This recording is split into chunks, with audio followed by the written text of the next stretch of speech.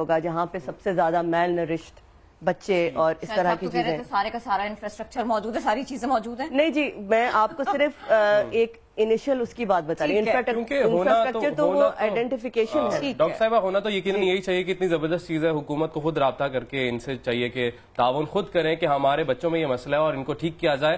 بہت شکریہ آپ آج اس بات پر بات کرنے آئے ڈاکٹر عائشہ شاہد صدیقی صاحب، بہت شکریہ آپ کا. اسپیرلینا یقیناً ایک جادوئی دوا ہے اور اگر اس کو پاکستان میں حکومت کو ویسے تو چاہیے اس پر سوچے، کیونکہ امپرووز HIV ایڈز، یہ بہت آگے کی چیز ہے، کینسر میں بھی مددگار ثابت ہوتا ہے، یہ بھی بہت زبردست چیز ہے. آپ کی اس کے علاوہ ریڈیوسز کولیسٹرول کم کرتا ہے، آپ کی شوگر بیلنس کرتا ہے، بوسٹ کرتا ہے آپ کی انرجی کو.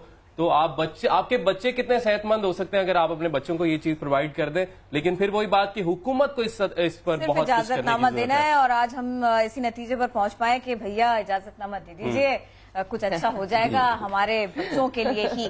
تو بچے ہمارا کل، ہمارا مستقبل اور صحت ان کے لیے بہت ضروری. ان ننھی ننھی کلیوں کی بات کریں گے اور رحیم یار خان کا رخ کریں گے. بالکل، کیونکہ بڑی پیاری سی خبر وہاں سے آئی کہ رحیم یار خان میں خاتون کیا